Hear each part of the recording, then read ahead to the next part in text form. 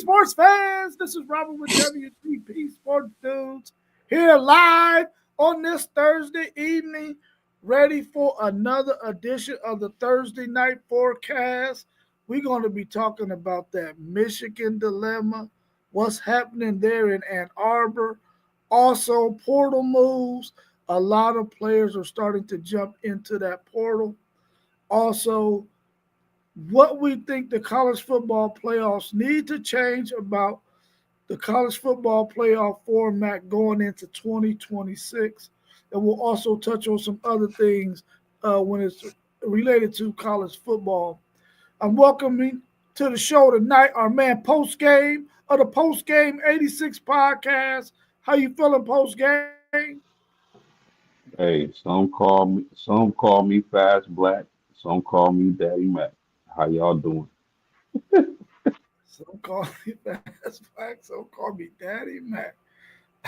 We good, bro. We good. We also got our man SEC Sean in the house with us tonight. How you feeling, SEC Sean? Good. A lot of craziness going on right now. Yeah, a lot of craziness for sure. Plus, we got about 13 minutes till they drop next year's SEC schedules. When you say they drop next year's SEC schedule, are you saying the dates? No, I'm pretty sure the dates will be set, just not the times.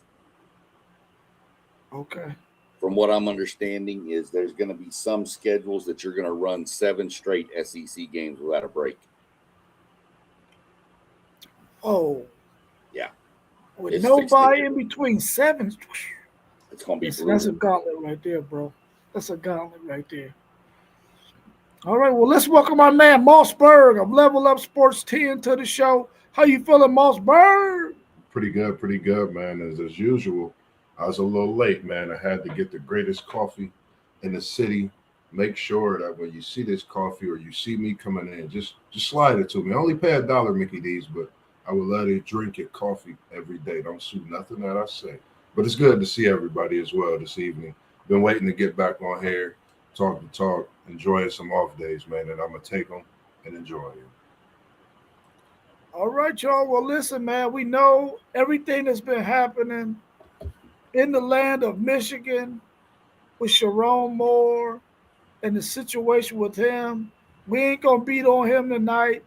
We're going to talk about what's your thoughts on the Michigan situation as it relates to the 2026 class who they just signed last week or 2 weeks ago.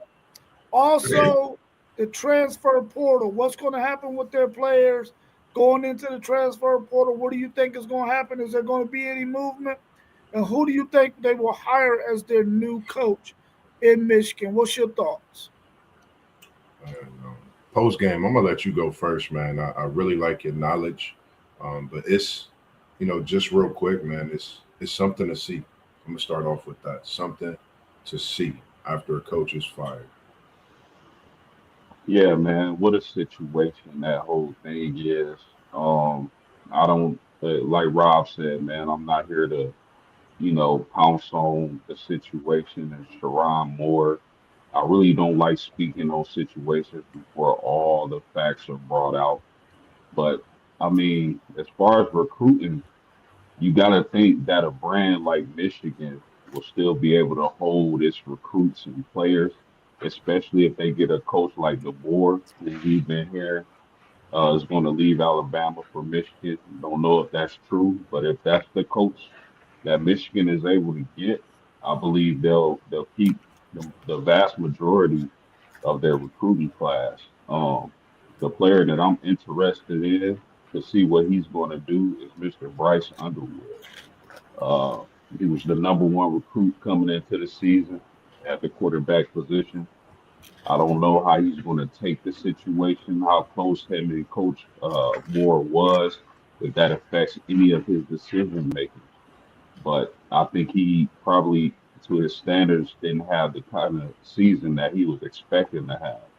But whoever they bring in as the new coach at Michigan, is going to be huge for the transfer portal. Them keep retaining their players and retaining their class because Michigan is still a strong enough brand. I know this might be a black eye to it and a gut punch, but Michigan is still a strong enough brand to retain the vast majority of their class and players. So the key would be who the next hire is at head coach. And Parlay Poe, where you at, baby? Yeah, man. I agree with you in so many ways, of course, as well. Especially not knowing, the situation. I'm gonna just put it out there and just pray for his family, himself, in the situation as a whole. I know Adam Schefter. I watched him a lot today about the situation, and he really didn't pinpoint anything. He just said, like you said, it's a big job. The Boers name is out there heavily with this Michigan job. You know, whoever gets the job, I hope that they can come in, and bring that Michigan program back to what we know, the dominance that we know it can be with the recruiting and things like that. And I feel bad for the kids to have to go through some of the things like this because you got to think of it, and it's like you have a team of kids and they have to go through a situation of what they're going through as well. So it's a lot to deal with. But for myself, on the outside looking in, as far as in the recruits, it's supportive. I think a lot of people may leave with the situation, but for those that stay, well wishes to you in the future at Michigan as well. And glad that you upholding that loyalty because that's a big thing for me. Are you going to uphold that loyalty to that university?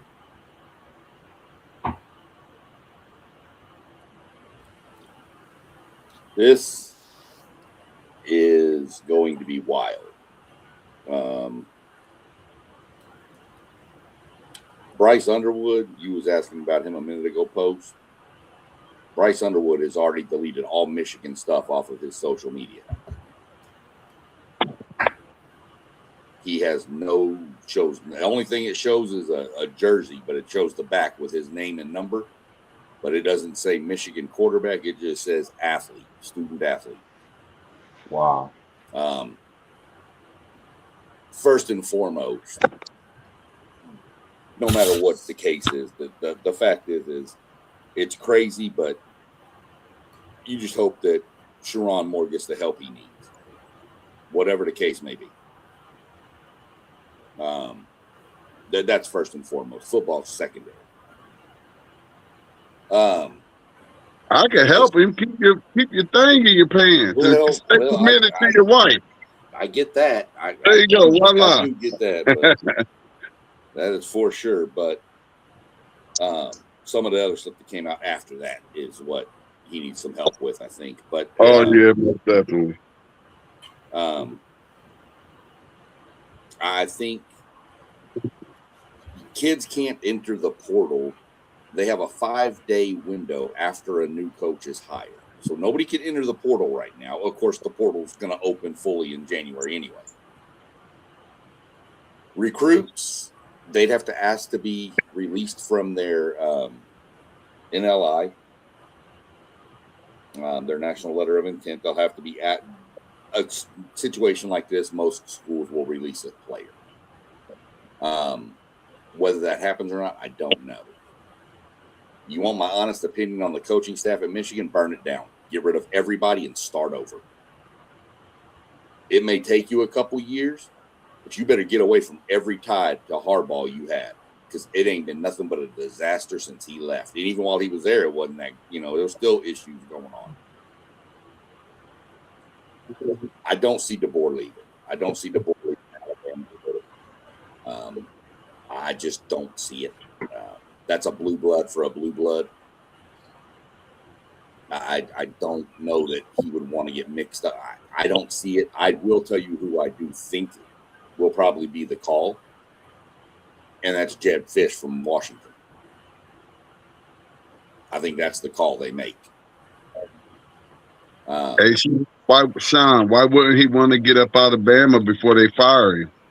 Well, that may be happening. That could happen, but to leave a playoff team to go to Michigan, it's Bama, it's Michigan, blue blood and blue blood. It's almost like a lateral move now. If he feels like he's getting fired, potentially, but I think that one's going to be a wait and see. But I think if I'm Michigan, I'm honestly calling Washington's head coach. What was that other guy's name that I had a really good feel on? Minnesota's head coach. I say the head coach you're talking about, he was there during the Harbaugh era. Yeah, but he was more. He's also from the Belichick era, Belichick coaching tree. So it's a little different there. The coach from Minnesota. Yeah, the coach from Minnesota could be a good fit. Fits the Michigan brand: run the ball, play defense. Of course, Dillingham from Arizona State's name is going to float around for all this stuff. Everybody keeps mentioning what is he at the Chargers? He's one of the coordinators out in LA at the Chargers, I think. But he can't coach at Michigan for another till like at least May of next year because he has a show of cause from all the stuff previously at Michigan. So call DeBoer. I mean, make that call. I mean, if that's who you think is the best candidate, make that phone call. You're Michigan. What do we say about Penn State? All they're going to do is say no. I think Fish from Washington is going to be the call. I think that's if there was odds on the betting side, I'd probably put money on Fish to get that job.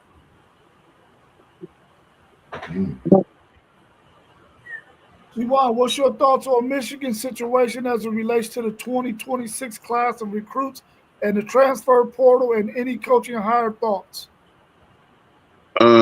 It's really bad timing.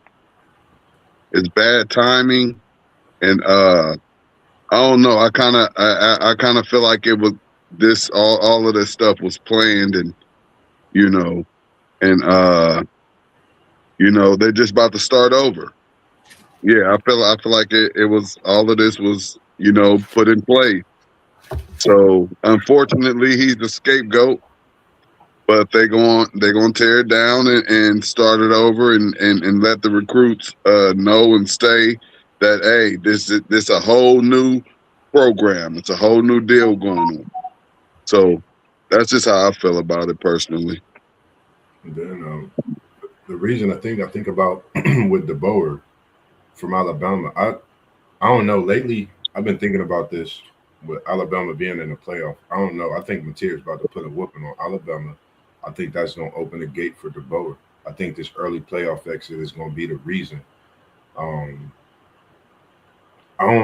just think he might be the one. I think he can go. He's not behind, anybody major like a Nick Saban.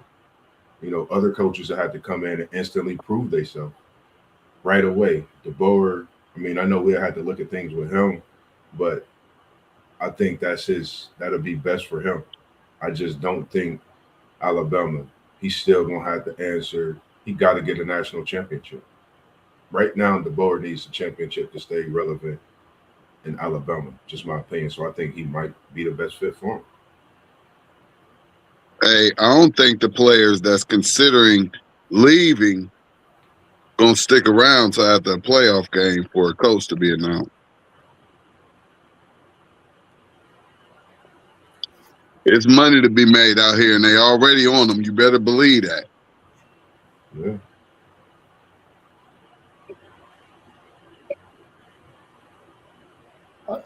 The thing that concerns me is if this has been already under investigation for a month or so, according to the reports, and you just had National Signing Day on what was it, the 5th?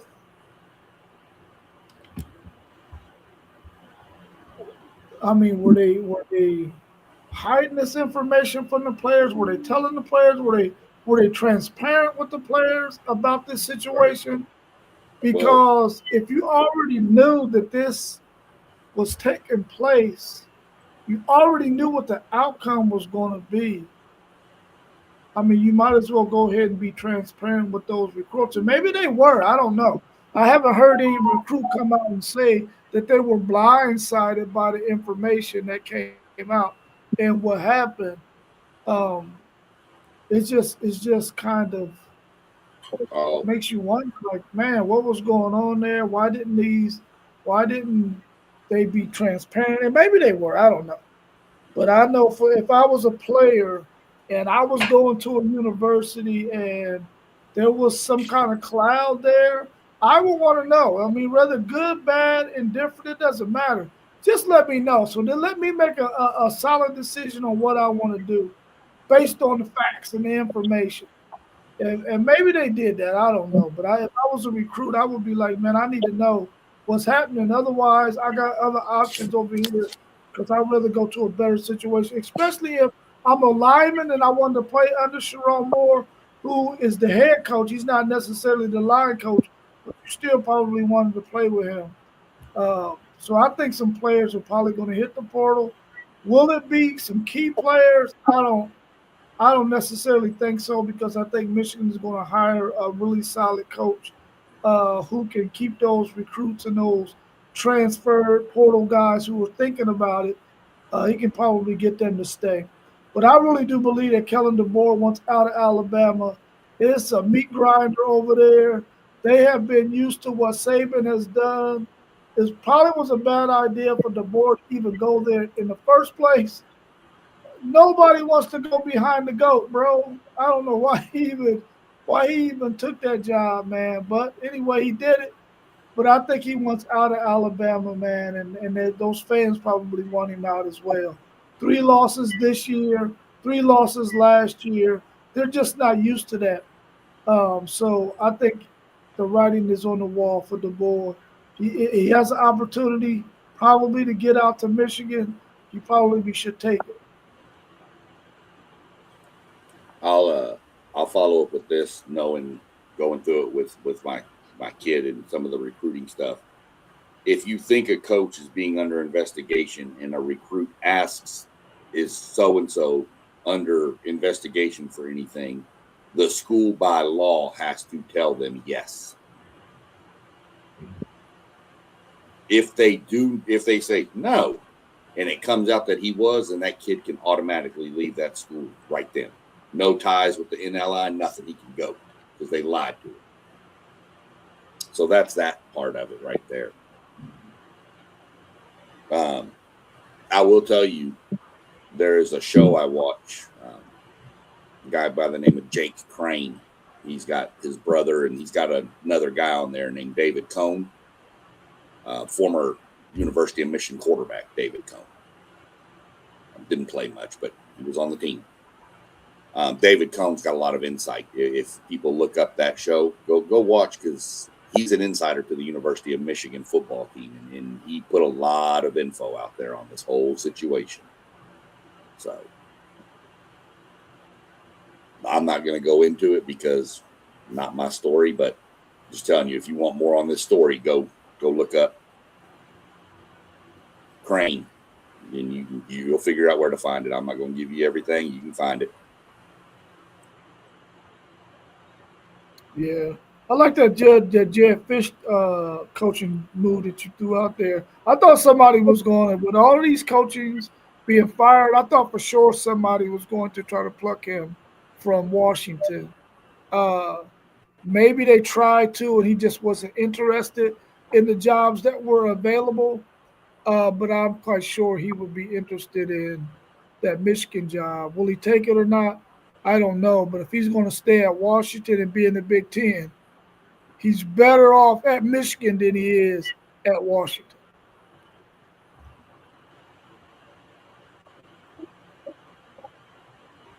What portal moves have you heard about from your team? Are they losing a lot of players, some key players? What's going on with your university that you root for? What's going on in the portal? I'll get this out of the way. There's And no do y'all news. have any portal needs that you know they're going to be looking in the portal to bring some guys in? Who's leaving? What positions are probably going to be coming or being filled? I have heard nothing of anybody leaving.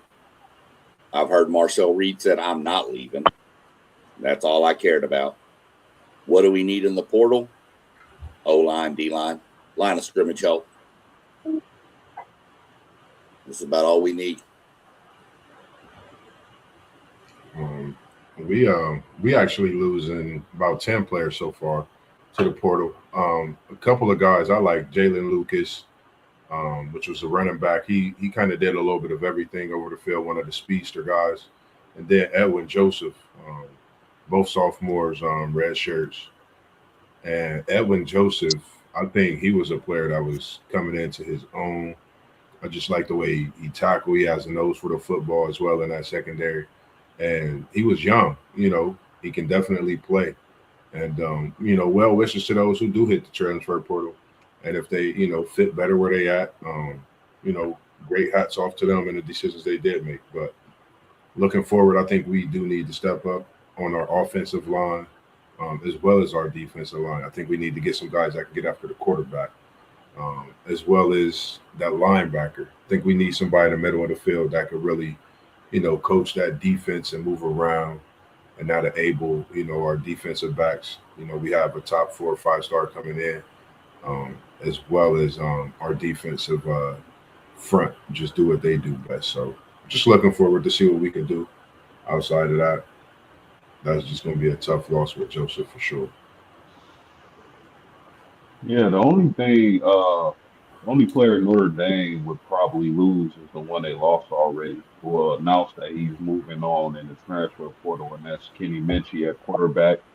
We all know that he was in a tough quarterback competition battle with CJ Carr, and he barely lost that. A lot of people thought he would have been named the starter over CJ Carr, which is what we was hearing. But they eventually went with CJ Carr, and I think they made the right decision in hindsight. But other than that, man, I don't see nobody leaving this team. Uh, but the one player Notre Dame needs to pick up with them losing defensive tackle Gabriel Rubio, Jason Onye, and Hines, they need to get John Walker, the defensive tackle from UCF, 6'3", 300-pounder. Notre Dame did recruit him in 2023. Notre Dame was one of his finalists, but if Notre Dame can get that big kid, that would be a big pickup for the program.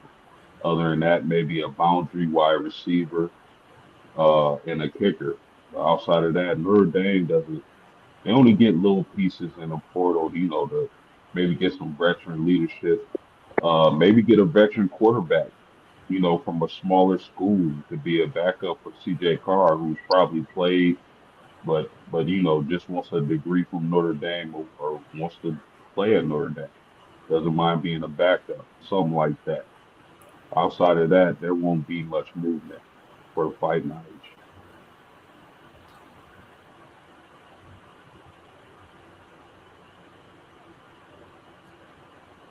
What you got for us out of Ohio State, T1? What we talking about? The transfer portal. Do you got anybody that's going into the portal, and what kind of needs will y'all need coming out of the portal? Yeah, I'll just speak on the needs, and kind of just like how post game said, we don't lean heavy on the portal. We recruit well, so we don't need a lot. But when we do go get something, we wanted to weigh something. We wanted to be able to use them, and that's probably on the um offensive line, and maybe uh secondary or something. I don't know. We're pretty young still. We're pretty loaded, and we'll probably get probably about 3 or 4. I don't know. They're surprises. Yeah, and in some instances, there's a player who enters the transfer portal who probably nobody expected him to enter for the portal or something that happened, where he's just a special talent. And at that point, whether you need him or not, you gotta see what's up. Right. You may not. Especially if they want to come holler at you. Yeah, exactly. You may not need a receiver, but one of the top 5 receivers in the country just entered the portal. You gotta see what's up. Right. I feel that for sure. Yeah, I know so far for Texas, they have 10 guys that are in the portal. Um, it's It's guys that I thought they really didn't have any choice. At some point, you get recruited over, especially when you have injuries, or if you're not making the progress that you need to make in order to get in that too deep where you can really get some playing time. And if a freshman comes in and he has some bright spots, and you're a junior, chances are you're going. By the time he's a sophomore, you're going to probably be on the bench. So we had some cases like that where we had some defensive backs who decided they needed to go ahead and get in the transfer portal so that they can get on the field because they just weren't finding an opportunity to get on the field this past season. Some guys who I thought could be a part of the two deep going into next season, but they've decided to move on, which is going to make it a priority for Texas to go out there and get a safety and get a defensive cornerback in the portal. Probably two of each, probably, especially with Derek Williams moving on. We don't know what's going to happen with Jelani McDonald if he's going to enter the NFL draft or not.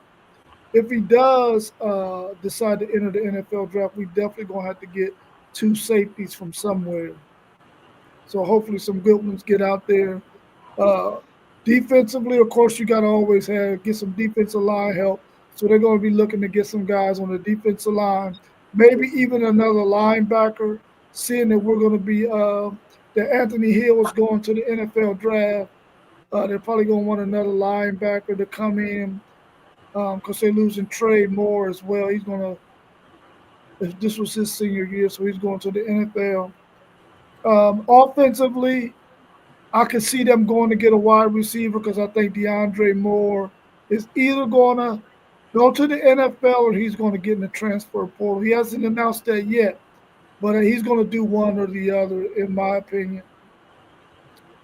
Running back, we need a running back because CJ Baxter hit the portal. He was a really, really dynamic freshman, but he suffered that ACL, MCL, PCL, an injury that when you sustain something like that, it's really going to take you 18 months to 2 years to really get back from an injury like that. He tried to go this year, but you can really see that he was nothing like he was as a true freshman. So he's going to go ahead and move on because he's going to get recruited over at this point so he can go somewhere and try to get him some action.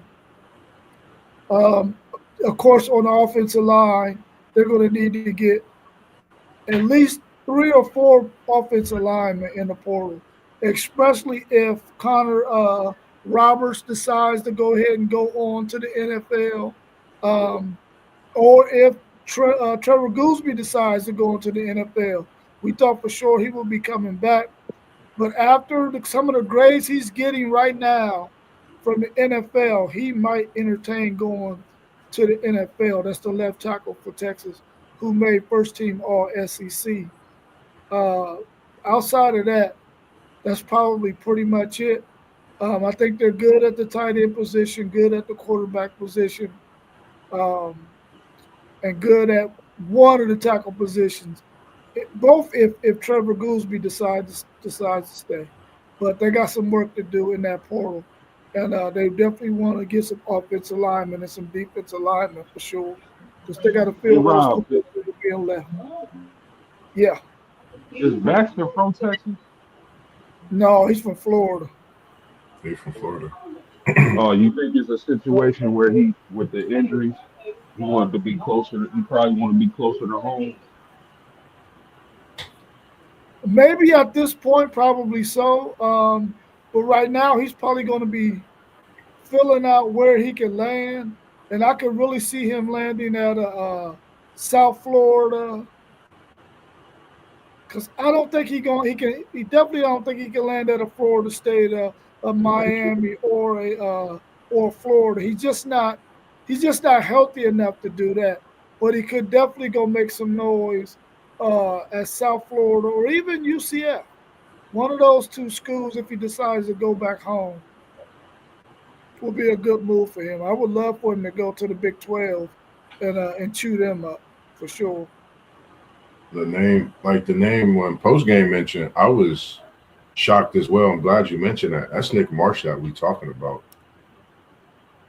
I mean, I know it's going to be a door wide open for him. He can go pretty much anywhere across the country. I think Nick Marsh displayed great ability to just do what he do on the field this year. I think that's just a talent, So we starting to already see when you lose a receiver like that, that could trickle down, and it's going to be something to look out for with this Michigan team. It's something we don't want to see with a program we know Michigan is, but that says a lot, and the talent that he brought and the way they look to go to him throughout this season and production he had. So I'm glad you mentioned that post game. Yeah, I'm glad Sure. that y'all mentioned that, Nick. Any receiver at Michigan, man, I'm telling you right now, if you want to be a receiver that's going to be a pass catcher wide receiver, you cannot go to Michigan and play in that system, bro. They gotta hire somebody who, yeah, you're gonna run the football. You're gonna run the football, but you gotta have an offensive coordinator that's also gonna be able to have a quarterback who can throw and some receivers who can catch. Because you cannot think you're gonna go and win national championships like you did in 2023 with that same mindset.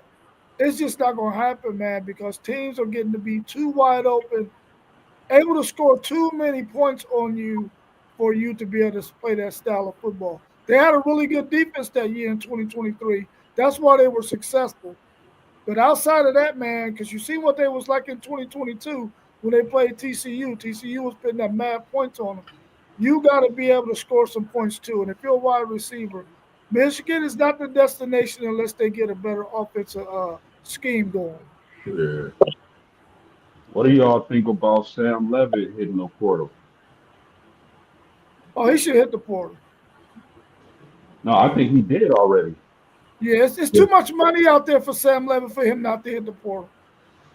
Yeah, he should Well, have at least already. Yeah, announced. yeah, yeah. It's too much money out there for him. He gonna wind up What's a in good? Miami. He Yeah, going to the yeah. U? Well, That sounds right. I mean, why not? They go after every big time quarterback that Campbell or Carson Beck. I mean, I'm not going to be a bit shocked if we look up next year at the start of the year and Sam Levitt's a quarterback at Miami. Remember he from Oregon too, so you gotta not forget that Oregon loading up to where if he just imagine if he went to Oregon, they could have that two quarterback tandem system to where guess what? You really have to prepare for something along with the recruiting class they got. So I mean, with him being from Portland, Oregon, he could go home. You know, You know what, Moss? Dante Moore might enter the draft, you so see what I'm that saying? might be a team he look at. Yeah. So They I got mean, they got more going high. yeah, they got more going very high, and I think when you think about a lot of these kids, I think now, and I'm glad you mentioned C.J. Baxter being from Florida. You could see him somewhere like that with a hard line, having a guaranteed back that came from the SEC. You know, building his off, having someone there that he know he can get a ball to get his offense going, even though he's had injuries. And Sam Levitt going home, putting that money, with Neil and NIL, I think he'll make more money going home, and be a bigger brand for Oregon. You already got Nike branded, so I think that'll bring in more money for him. And I'm glad you mentioned that as well, T1. Definitely got that going for more in his draft stock. Further Oregon go, the higher the stock go.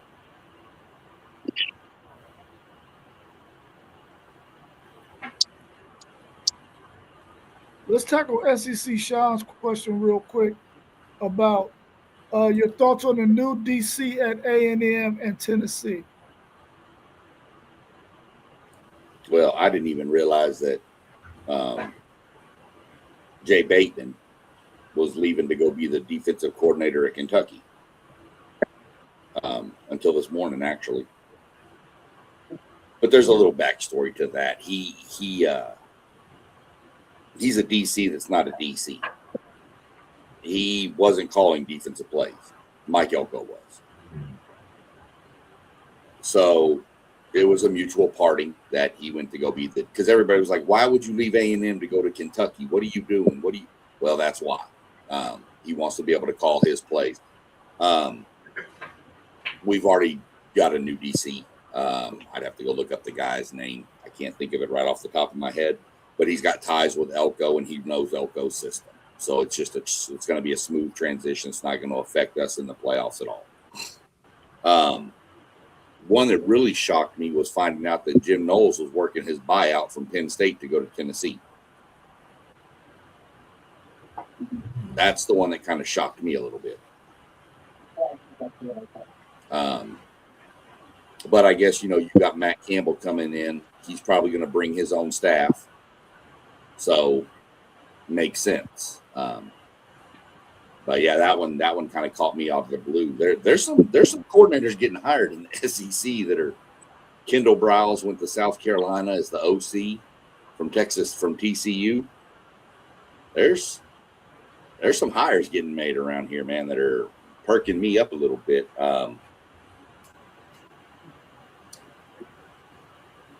Just a real quick jump off topic real quick, Rob. I hate to tell you this, but according to the schedule break, every SEC team has one bye week next year.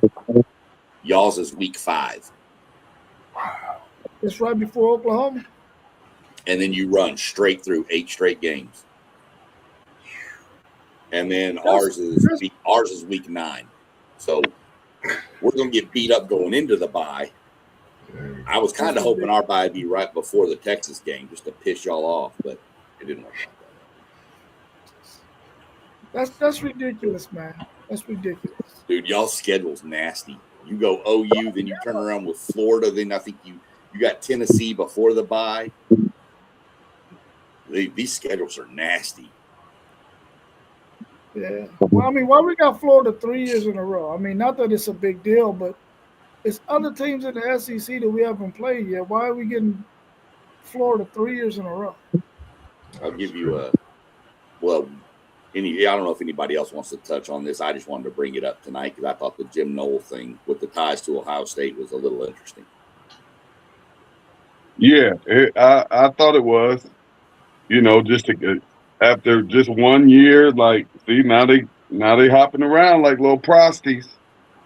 Mm-hmm. That's it's crazy, but I guess it's just the game. Yeah. What you in the lab cooking up, P1? These City League TV shirts. Nah, I already knew that's what you was working on, man. Listen, you can't fool Mossberg over here. You can't fool me, man.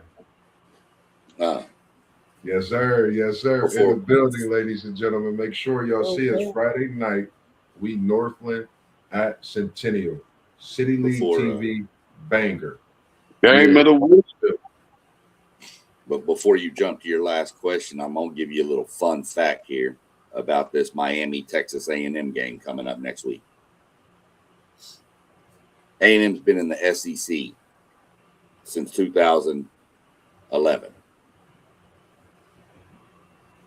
Carson Beck is playing in Kyle Field before the University of Georgia has. Hold on. Say that again. Carson Beck will be starting the game in Kyle Field, and Georgia has never played there in 14 years. The craziest thing, the other side of that, we've never played in Kentucky in 14 years. What? That don't make any sense, man. That makes no sense. But you got to remember, before UNOU joined, it was divisions. Yeah. It was East and West. So we played everybody in the West, and we only played one team from the East. So it was, and when it would roll through to Kentucky, it would be a home game for us.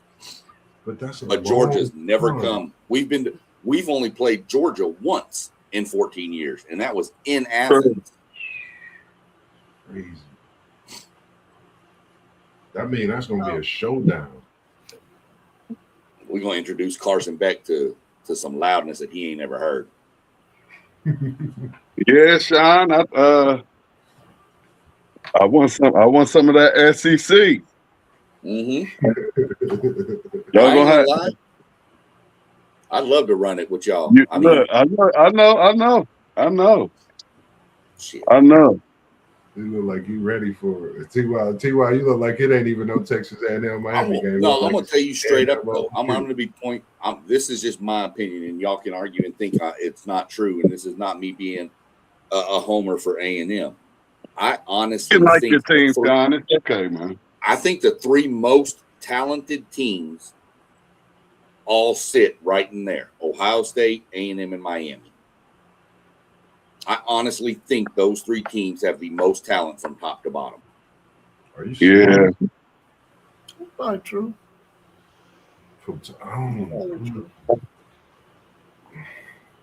It's just my theory on it. After watching that Texas Tech team, man, my bad, man. What's up? That Georgia team is talented too, though. Yeah, that's what I'm saying. That 7 that Texas Tech had, like Zay said, I don't know, man. That 7. You're just talking defense. What is Tech's offense? But I'm just saying offense and defense complete team. Yeah, I take Georgia over Miami. I think I would too. I think I would. The only pushback I would have on that would be Georgia and Miami. That's it. Other than that, I think you spot on. Yeah, maybe Georgia, Miami. I just know them 2 DNs from Miami are nasty. Yeah, they got a humongous offensive line too at Miami. Yeah, they do.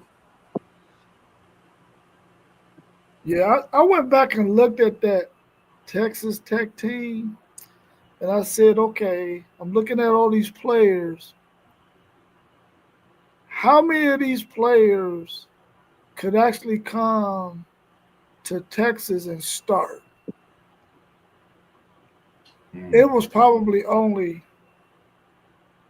maybe one. Maybe Bailey might start and he might not even start because is he going to move out Colin Simmons? Probably not. Is he going to move out Ethan Burke? Possibly, but Ethan Burke's a senior. Rodriguez is good, but is he ready to play ball in the SEC? Maybe it's the conference that he's in, the conference that they're in that's making them look so dynamic. I didn't see any of those players or any of their position groups that could come to Texas and come to any of those schools that you're really looking at in the 12-team playoff outside of the little guys and go there and start. I didn't see it. So I don't.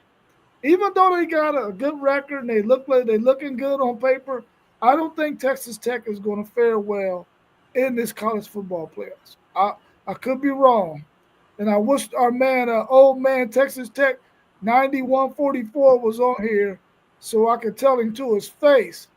But I don't think Texas Tech is going to be that well. After going back looking at the team, the talent that they have, I don't think they're going to be that good. Man. So that means the battle is going to happen within them first games with Texas A&M, Miami. You got that banger with Ohio State. It seemed like it's almost like the winner of them first few games is going to be in the championship and winning the playoff. That's what it would seem, just based on that. Because Tech will get Oregon, right? They'll get Oregon. Right. Yeah, they'll get Oregon. Tech will get Oregon. Tech will get Oregon. Indiana will get Oklahoma, Bama, whoever can kick the most field goals. Ole Miss will get Georgia, and then A&M will get Ohio State. Yeah. I think Oregon got something to prove, man. I don't know what it is. I think Oregon got something to prove. I know they lost that home game against Indiana. If that's their only loss that I'm not mistaken about, that's the only loss they've had. We have 5 popping off. You can guarantee this is going to be popping off all next week with getting geared up for the playoff games. And then, boy, if we win, you can imagine the week after that's going to be pretty crazy. I know that dude down there working on him T-shirts going to have some things to say if my Aggies can make it over there to play them. So he might even have to make it. That'd be good conversation. Do what? I said that'd be good conversation. Yep. he called it a W already. No, I'm not. I'm not, and I will not. It would probably be. Yeah, I mean, If it do happen, I'm gonna be throwing all kinds of rocks in that fight. I'm telling you right now. Both of you can y'all throw gonna be them. getting hit with rocks, and y'all gonna think it's the other one, but it's gonna be me. Yeah, You yeah, you can throw blasting 'em. at both of us. You All right. can throw them all you want. The difference is I love my team, but I'm also a realist. I understand that is a huge mountain when you run into an Ohio State and somebody with that kind of pedigree, and we ain't been there before. So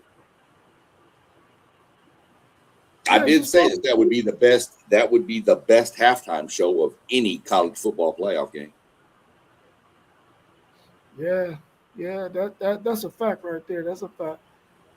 Let's talk a little bit about this 12 team, not 12 team playoff, but the college football playoff going into 2026. What needs need to be taking place, man, that's better than what happened in 24 and 25. We watched 2 years of this thing unfolding in this 12-team playoff, and both years it has some discrepancies, I believe, in everybody's opinion. What do you think needs to happen in 2026? What do they need to get rid of? What do they need to be looking at? What needs to happen? One Well, first fix. of all, You go ahead, Post. I got one fix. It fixes it all. Go ahead. I think I know what you're gonna say. Uh, One, the group of five. The group of five taking up two spots in this year's college football playoffs is just utterly ridiculous. I believe if you're going to include the group of five, you need to make it where it's a group of five team that's ranked in the top 10 or 12 and wins their conference championship. Then I can see you getting one there. Outside of that, no sir, negativo, no group of five. Um, I also believe that I know we talk expansion. Some of y'all believe it needs to go to 24. Some of us believe 16. Some of us believe 14. I definitely believe you need to expand the field to at least 14, 16 teams.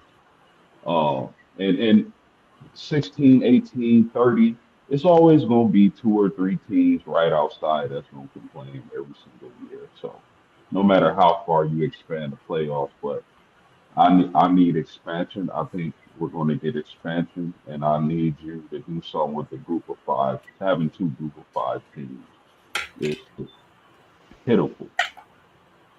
I agree with that. I agree with that too. Them group of five, they taking up space, and it ain't cool and it ain't fair. For real, for real.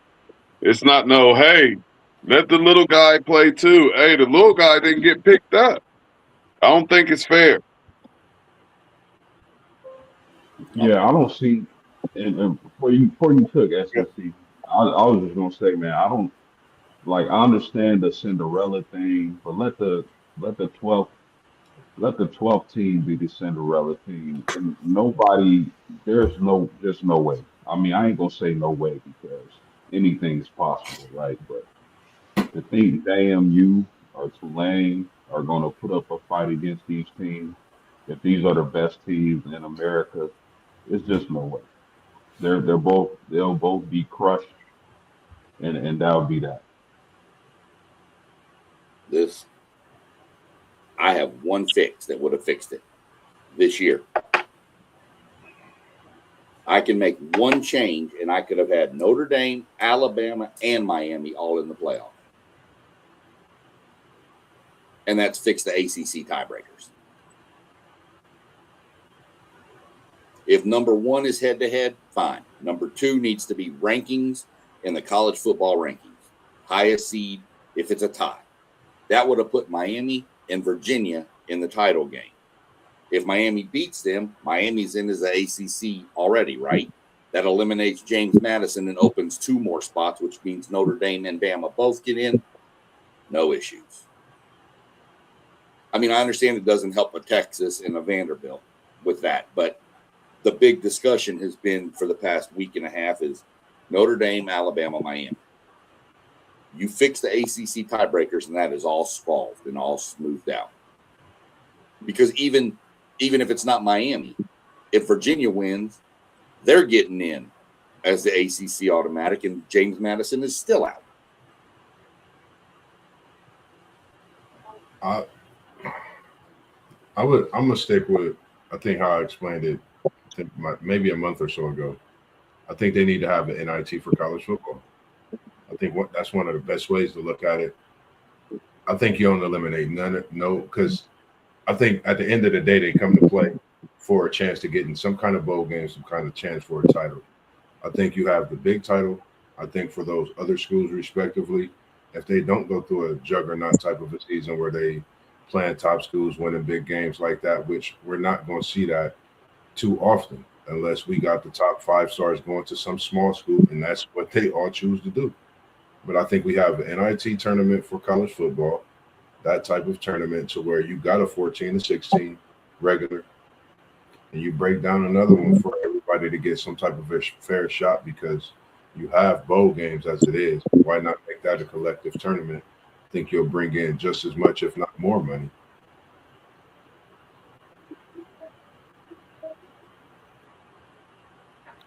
You got anything to add to that, T1? Nah, I expand it and get the little guys out.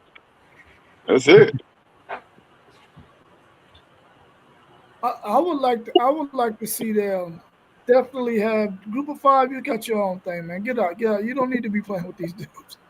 You know what I'm saying? I don't need no Cinderella story. If the Cinderella story gonna happen, it's gonna come from whoever is in the last slot.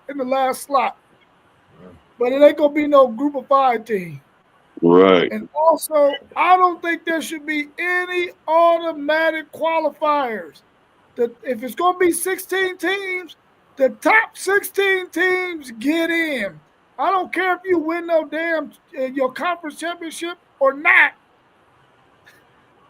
You got to end up being one of the top 16 teams, 14, 12, whatever it is. You got to be the top. I don't want no automatic qualifiers. All of them is, listen, if you land there, you get in. If you don't land there, you don't get in. And I think they need to fix, are you going to go straight to schedule? Are you going with wins? Are you going with losses? Throw all that crap out the window. Get the best teams. And that be the end of it. All that other stuff, man, and all these other criterias, we don't need all that, I don't think. You can easily pick, because I guarantee you, the 5 guys on this screen right now could pick the 12 best teams in the country, and I bet you the rest of the country will say, yeah, that's a good 12 right there. Why you got these committee dudes and you still got issues? And it's like, come on, man. Y'all can't get that right? It makes no sense. So just get the best teams and let them make it to the playoff. No, you just need to get people in the committee that aren't athletic directors. Not that they're biased. I'm not going to say that they're biased for because Hunter Yurachek is whatever, but get dudes from some podcasts that watch college football. Josh Pate. Get some former coaches. Get some former players. The problem is, then you got the thing, well, that coach used to coach at Ohio State, or that guy used to play at A&M. So you kind of run into that stuff. But you could get a string of a bunch of dudes who do college football podcasts, and they could probably give you the better 12. I don't think you need to expand to 16 if you're going to eliminate the group of 5. I really don't. 12 is good enough. Yeah. If you're going to eliminate them completely out of the picture, then I agree with that. I would just go at least 16 because that's what they have in 1AA, Division 2 and Division 3. They all have 16. They've had 16 forever. And I've been saying I'm so confused why the big boys just making it hard for somebody to win a national championship where everybody up underneath them been doing it the right way for how many years? 50, 60, 70 years. It makes no sense. Right. I don't mind And I'm 16 fine with either. 16 as long as if you do 16, I want you to do 2 home games. But I do disagree with Rob. I do think if you go to 16, you are going to have automatic qualifiers. At least the conference champion from each Power Four is going to be an automatic in. Yeah, but if you think about it, they're most likely ought to. I mean, they should be in the top. Right. If you Should say be in the top 16, they should be in the top 16. Right. Should. If they ain't, something wrong with your conference and how you get here. That's it. Yeah, like in the case of the ACC this year. Absolutely. Y'all gonna leave my conference alone, man. Leave my conference out of this, man. We know we breaking down that ACC. Straight up, I saw. It was crazy. My goal is get rid of these big ass conferences. Give me the Pac-10 back. Give me the Big 8. Give me the Southwest Conference back. Put it all back. Listen. In the summer, I said that I don't like these giant conferences, man. I just don't. Look how many teams didn't play each other this year. Yep. SEC, ACC, Big Ten. Look how many teams did not play each other this year. And me personally, and I know it probably is more financial with them doing it the way they've done it, but man, I like regional ball. I like regional ball, regional conferences. And then at the end of the year, we meet up. We see who's doing the best.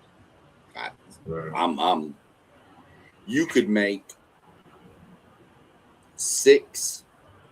easily six conferences with 10 teams each. Everybody plays each other. Easy. I don't know. I mean, I don't know. I think the ACC need to break down. I don't even think that needs to be a conference, honestly. Nothing against, but I think we've seen right now and this year from the playoff within itself, having a 5-loss team in the championship is crazy, and then they win it. And I said that was going to happen, but it just shows, something got to happen to where we do at least see games where teams playing each other every other year, whereas not playing each other over a span of 3, some teams 10 years. So I definitely agree with that. Like the Texas A&M Texas, that should be a yearly thing. Ain't no way they shouldn't play. A Notre Dame, Florida State. I wouldn't even mind seeing a Notre Dame, Ohio State in there. Those type of games I think you could have when you make those conferences that way. And post game, I'm sorry.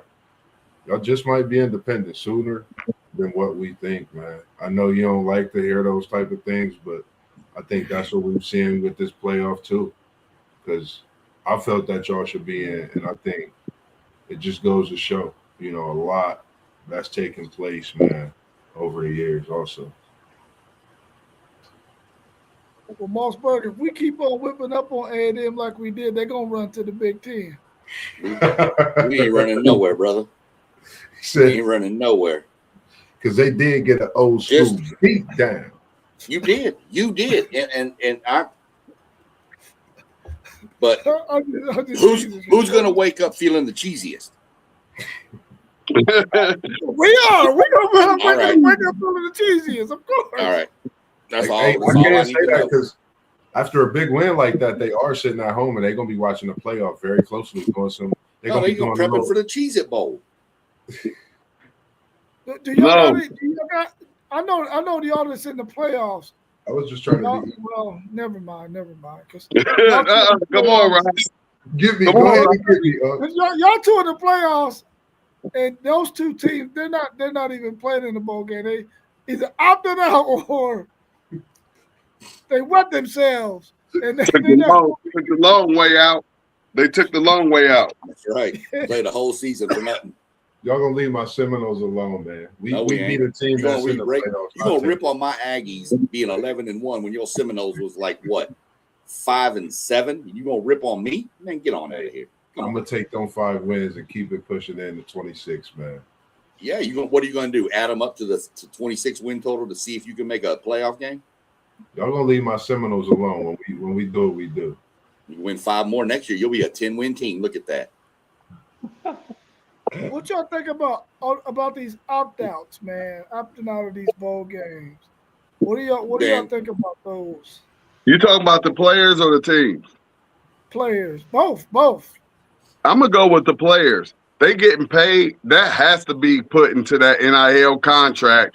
Where if you don't play in the bowl game, which really is supposed to be the big culminating event of the end of the season, like we might dock you 25% or something.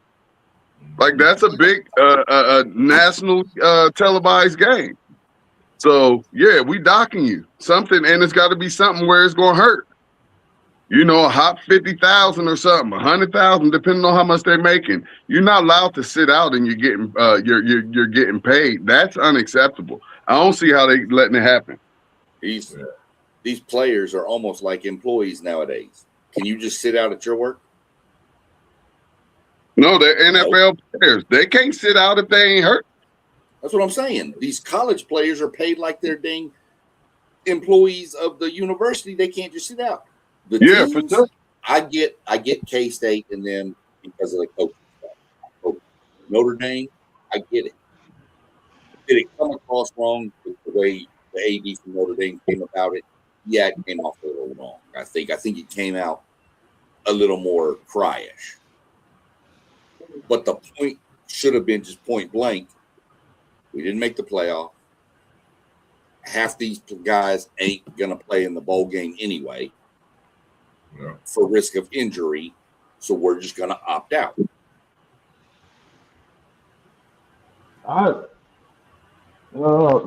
Man, I'm back and forth because with the playoffs, these other bowl games have essentially became pointless. So essentially, it's like, yeah, but what I mean, it's an exhibition at this point. You know what's funny to me though about the bowls is that I hear all leading up to the final playoff ranking. You know, some 500-pound guy still living in his mom's basement on social media. You know, you know, enjoy the Pop Tart Bowl. You know, belittling the Pop Tart Bowl. Right. But when Notre Dame declines the Pop Tart Bowl, oh, you guys are taking your ball home and don't want to. Which one is it? Are we making fun of these bowls? Time out. Didn't Florida State not go to their bowl after they got juked after having that great record? No, that was most of our players that got Oh, drafted. they just sat out. It wasn't a team. It was just a player sat out. Yeah, most of our NFL players, actually. That was our NFL players mostly. So City League. My thing is, it can't be serious or a joke and then serious when teams are turning down these bowl games. And you know what? I'm happy. I'm gonna tell y'all why I'm happy. Notre Dame declined the Pop Tart Bowl because they got a chance to stick it to ESPN. ESPN lost upward of $50 million from Notre Dame turning down that bowl invitation. I can't stand ESPN personally. So T1 converted you? no, not it's not even Ty funny, man. It's not even the SEC thing. It's I've been off ESPN for years. Like I still use them for like rankings, schedules, but their talk shows, garbage. I'd rather listen to us. Appreciate it, man. You've been with us, man, from day one post game, like watching us in the comments. I remember you hit me up and look at what we have here, man, a year later. So it's again, man, Good to see you doing what you do with the flavor. You and Lynn having the headphones on. Now you got the ears on, got the whole setup, the Waloo on, man. We just appreciate it in the City League, man. We've been seeing you put in that great work since you popped your screen on. Tell the people what you working on, what we gonna be doing as we continue to unfold things during this high school basketball here in the city of Columbus. We just getting ready to get it popping, man. We just getting ready to get it popping. It's just getting started. Just like we got these podcasts going and popping. Hey, we doing big things as far as sports, as far as being in the community, a whole lot of things, man. And the main thing, taking care of these kids, man. So, yeah, that's what it is. So if you are coaching out there, not only in the city league but worldwide, man, let us know. Holler at us. We want to talk to you. We want to talk to your team. We want to come out. We want to support. Catch some of what you doing out there. I know I met a guy. He played. He was one of Joe Burrow's teammates, man. And on this late night time that I've been working, I've been able to meet quite a few people. His name was Sean. I don't want to say it's the wrong name. I believe his name was Sean. We met, we talked for quite a bit, man. And hopefully we could get down there and check out Lima this year. Lima Senior down there in Cincinnati as well. Man, we just what was his name? We do. Sean. He must be a good dude. Great guy, man. Great guy, man. When I say we sat down to hack, he ate. It was just like when me, you, and your wife sat down and talked, and how you guys ate. It was the same thing. So, hopefully we can come down there and see those guys as well. I'm gonna be looking to get to my dude in Springfield, Eric Dukes, who's coaching along with quite a few other people that's coaching throughout the city this year as well. So if it's you, man, holler at us. We definitely want to come out, show our support, get you on the stream, and not just that, man. Get some interviews with you on the team as well.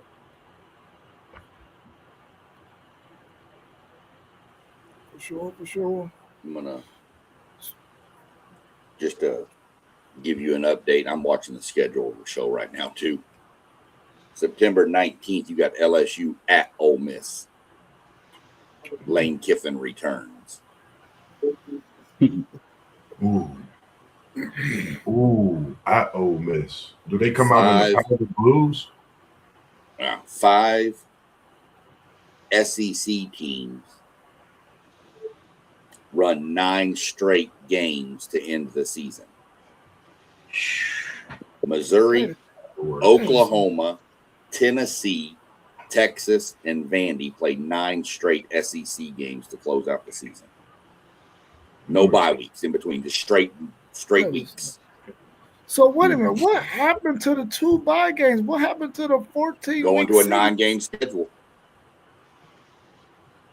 Yeah, 9 games versus 8 games eliminate. You get 1 bye week. That's crazy. Yep. It's still going to be 12 games, though, right?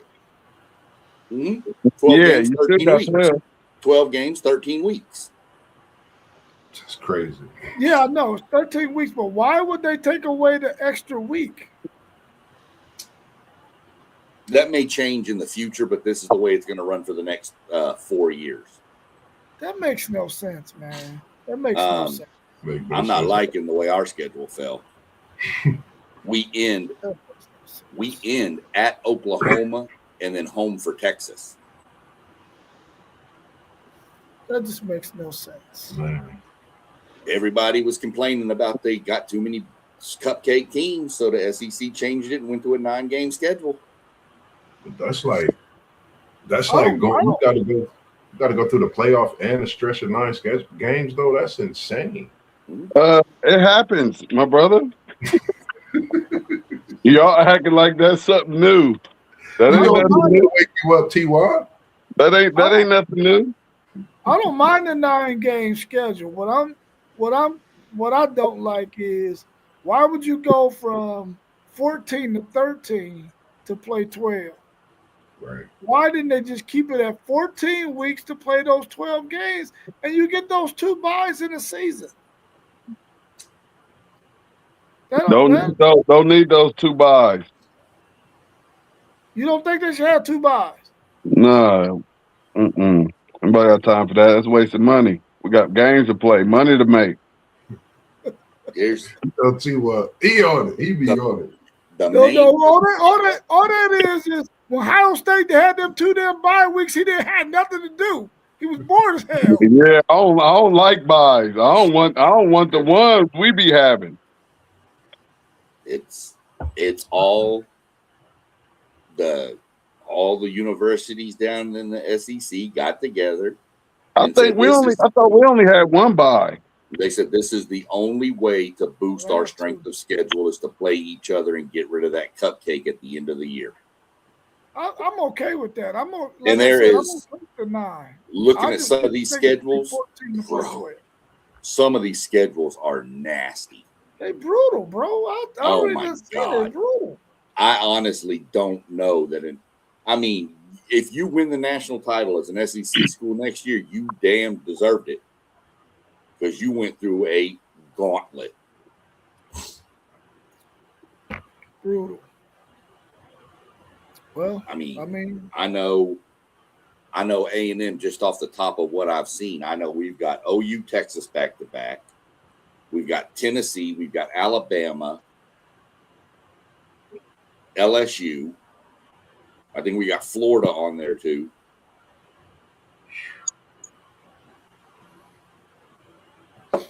Hey, line it up and let's play. It is. Just did you have anything else, as far as in any topics and questions? I have one for everybody. Just a quick one.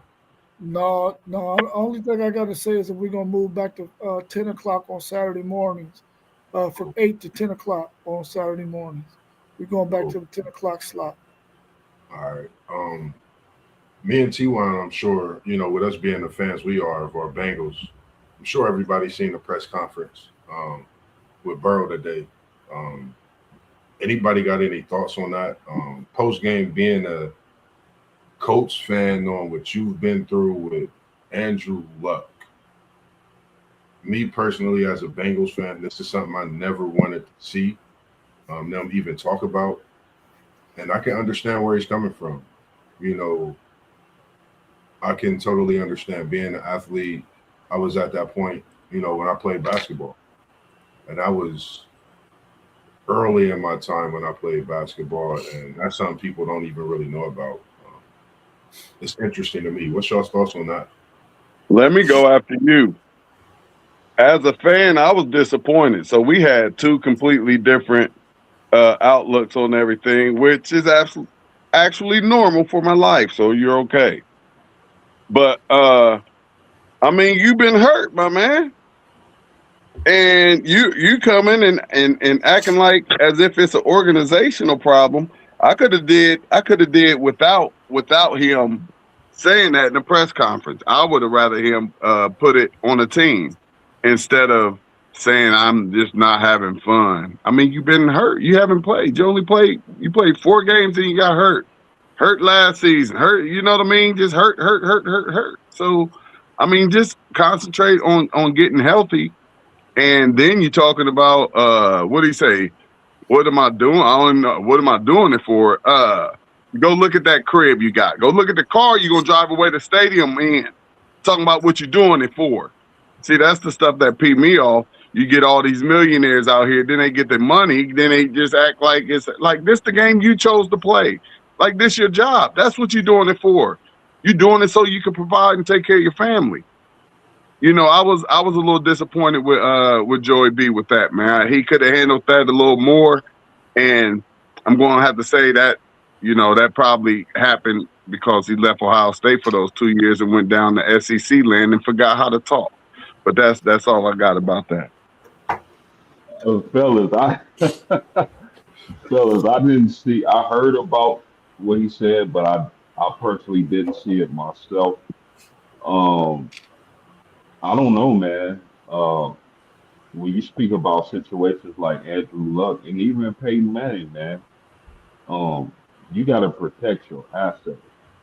You got a franchise quarterback. You got to make sure he protected and he not taking big shots and he not getting hurt and staying on injured reserve. Uh, I didn't see.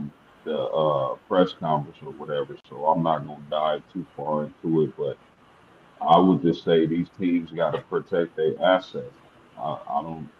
I mean, I agree with T1. Like, man, you living a beautiful life playing this game. Like, I mean, what do you want for it? This game has blessed you to the point. It's what do you want for it? You know what I mean? And not a lot of people can say that, but football players definitely can. But I would just say these teams got to protect those assets, man. The quarterback is the most important player on the field when it comes to football. And football is not a physical sport; it's a violent sport. I'm not pushing my sons towards football. If they come to me and say, I love football, I want to play football, okay, we'll go for there. But I'm not in no way, shape, or form pushing them to play the game. I feel We more so play basketball. But yeah, man, it might be way safer though. By the time how old are your boys? Who are 7 and 5. Yeah, it's actually really, it's getting safer, but it's always going to be dangerous as long as they got them helmets off on. You know what I Yeah, mean? I say if you take the helmets off, they might stop acting crazy. Take them helmets back off, throw the leather helmets on. You know what I mean? Let's play some real they? football and but they turn it into a little flag football type situation. But I would just like for them to be consistent with it. Anybody else got something on Burrow? Because I got something for post game too. I was about to say real quick, T.Y., somebody with them leather helmets is going to be out there like Ryan Clark, man. The reason, Yeah, respectively, that they have changed the game, man, is I was watching Ryan Clark, but that's a whole another topic of conversation for another day. Yeah, I don't have nothing about Joey B, man. I don't have nothing about him. Hey, so post game, y'all got Rivers coming out here, huh? Grandpa. Grandpa. bro, that's crazy. What's going on? Man, your guess is good as mine, man. From what I've heard, he knows the offense. He's been the same offense that he'll be running. He's been implemented, and I guess he's the coach of a high school team. But still, man, I would have called Cam Newton. I would have called, man. It can't, Right, right. that can't be the only player that's available, only quarterback. But I will say this: one thing about Philip Rivers, he gonna hyper target the tight end. Warren is a monster at tight end. Where's Richardson? So Don't y'all still have Richardson on the roster? Right, that's what I was looking for. Did he get hurt or something? I think he just coming. I don't know if he's off IR yet. I'm not Oh, he's sure. on IR. Okay. Because Yeah, I'm he fractured. like Moss. I was like, where's Richardson? They been going to all these other quarterbacks. Did they trade? T1, I'm gonna do what you do, T1. Look at me, T1. He on IR or he on IR? Right. Right, right. so I'm with y'all. I would rather have Richardson. Give him a shot. Give Yeah, him he. another shot, man. But again, he fractured his face or something, his eye socket or something crazy like that. Oh So I don't wow. know if he's gonna be available. But excuse me, as soon as he's available, they need to go to Richardson. That's for sure. do y'all play at home this week? No, I think we at Seattle. If Okay, I'm not that's good because Yeah. that gives y'all an extra week to finish constructing all the extra wheelchair ramps y'all gonna need for Rivers to get down to the field. 100%. That's You that's might just want to the put in some of wildest the things at thing, the man. airport where you can just stand and it moves you. Look, Post said I can't even say nothing about that. No That's disrespect to 100%, Philip man. Rivers, man, but 100%. we just doing what we do, man. He's had a great NFL career to retire, and to get that call was something special. I know he got a feeling in his bones, but we don't know how good of a feeling your bones gonna have after a Sunday in the NFL today, man. In a way that teams is gonna be trying to come at these Colts, man, to keep them from getting into the playoffs and even winning that division. So it's just a lot that goes on, but we wish him well. of course, but we're gonna have our thoughts and our little takes and our little snaps and fun with it too, as we talk about this NFL when it comes to Gramps, Grandpa sit back in the rocking chair. Phillip Rivers coming back to spin that thing, as Parlay Post said. We appreciate you answering the call and coming out to the organization and do what you do, though. Man, they said too that he like made it to the quarterfinals for the Hall of Fame. Yeah, And if he go play, it's gonna knock him back 5 years again. I know he ain't getting in no time soon, but yeah. They said it could up his game if he come in, lead him to the playoffs among some things and more. It could do some things for his Hall of Fame bid as well. So, I mean, we could just tell he loved the game. Man, I'd like to know who the hell went to sleep that night before and woke up and said in their mind, let's go get Phillip Rivers, Phillip bro. Rivers. What? Come on, man. Wasn't there just some guys who just came out of college last year, 2 years ago, 3 years ago, who might even still be working out a little bit, who could possibly come in and do some of the stuff they need to do? You got to go get 44-year-old Phillip Rivers, who got 12,000 children. No, my bad, Phil. I ain't mean to punch you out like that. But he has a lot of children. Hey, he trying to get out the house, no, Rob. He said he trying to get out. You know what? He probably answered the phone on half a ring. He didn't even let a whole ring get out. Hey, yeah, I want to miss pay. No, he said, Nah. he needs some groceries. He's trying to get outside. Yeah, he ran out of fruit snacks. Yeah, that's right. He got to go get a bag so he can go get some food up in there. You know what? His wife probably been calling all 32 teams like, listen, get this dude out the house. He called somebody and said, "Hey, can you tell them that I'm interested?" He trying to get up out of here. Hey, tell Indy I'll come back. I'm sorry. He said, "Give me 50,000 and some sandwiches. I'm coming back." Well, y'all know Riley Leonard, and it's funny because Riley Leonard trained with Phillip Rivers in the offseason. Like they have a relationship. That's what's up. I just don't understand it, man. How that even happens, man. Yeah. Crazy, man. All right, y'all. Well, if y'all got nothing else, man, we can go ahead and wrap it up. Man, for everybody watching, man, we just appreciate y'all always tuning in with the guys from the Midwest, man, doing what we do and loving what we do. Make sure you like and subscribe to all the channels you see at WTP for Life. Everything you see is on YouTube at Level Up Sports 10, at Parlay Po at Blissburg, at Postgame 86. We got at SEC Shine as well.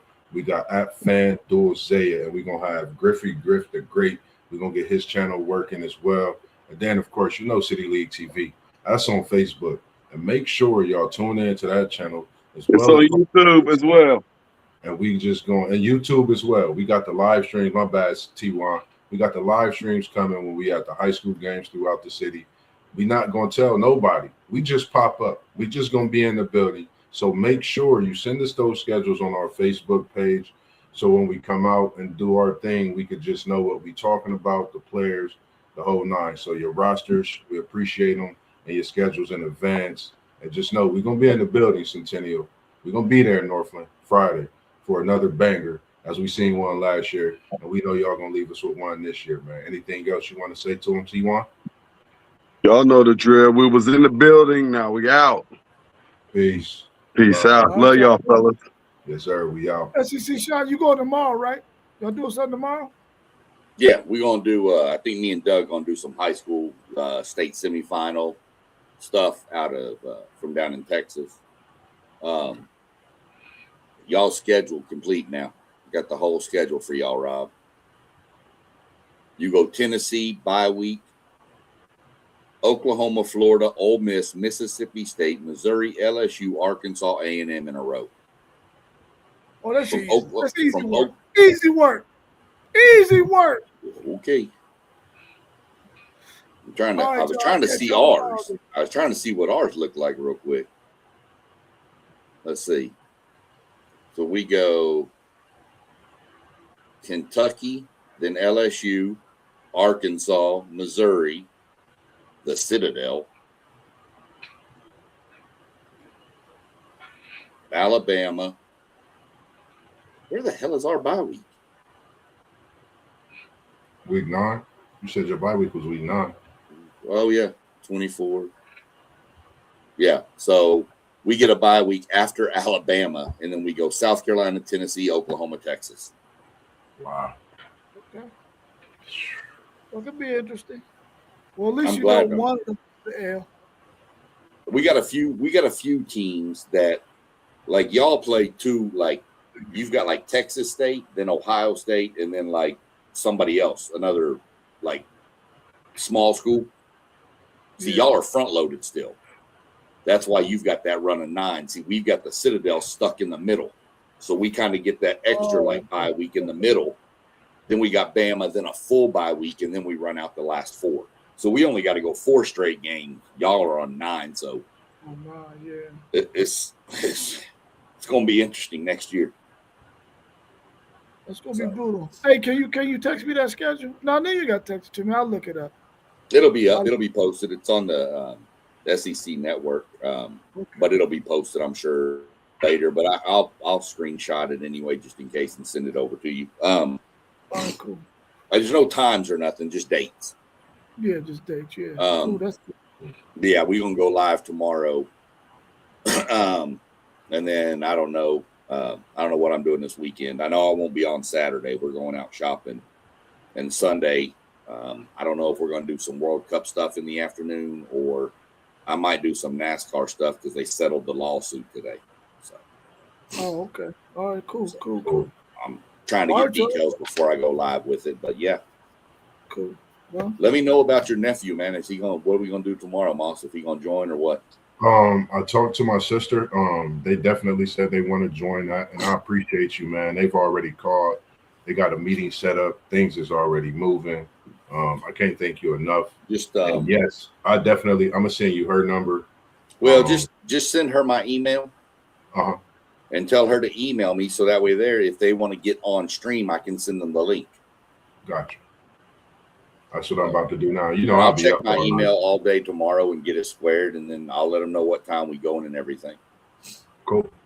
I got you. As soon as I get off, I got you. I'm gonna send the email and everything. All right. All right, y'all. Have a good one. I'm out. Y'all be good. All right. Peace.